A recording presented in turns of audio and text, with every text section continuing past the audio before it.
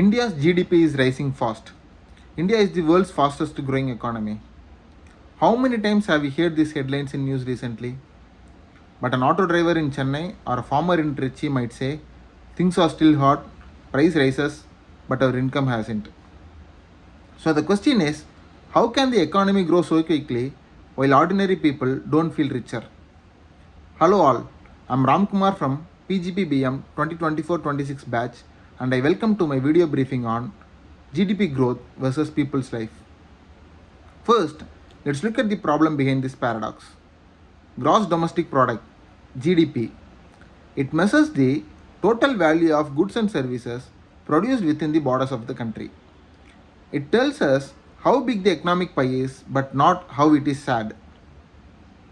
Imagine a family where one person's salary doubles but everyone else's salary remains the same. The family's total income goes up but most members don't feel any difference. That's what happens in India right now. Big IT companies in Bengaluru grow, but rural wages remain flat. New airports and highways add to GDP, but a vegetable vendor in a village still gets the same daily wage. India's GDP numbers look great, but inequality and poor access to education or healthcare continue to exist. So, GDP of a country can rise while people's life doesn't. Now, let's look at why this is so important. When growth isn't inclusive, it creates three big problems. First, the inequality widens. In India, the top 10% of people earn more than half of the national income. Second, it creates weak consumer demand. When people don't have money to spend, companies cannot grow for long. Third is the lost human potential. If children don't get proper schooling or healthcare, they cannot add to economy in the future. It's like building a skyscraper on a weak soil. It may look great, but it is not stable. Let's see how India can fix this problem. First, we need to invest in people through education, skill, and healthcare. Universal access to quality primary and secondary schooling coupled with affordable upskilling program for adults is essential to help workers transition from low income employment to sustainable higher paying roles. For example, Kerala's focus on literacy created a more employable workforce. We need to channel more resources into village health centers and clean water infrastructure to safeguard rural communities' well being. For example, Tamil Nadu's strong public health system has reduced infant deaths far below the national average.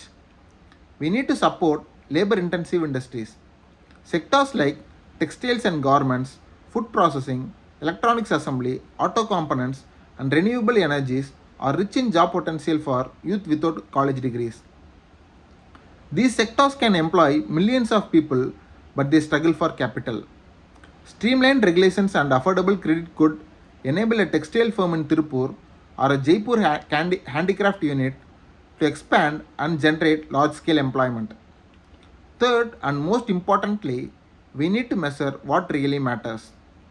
Many countries already look beyond GDP.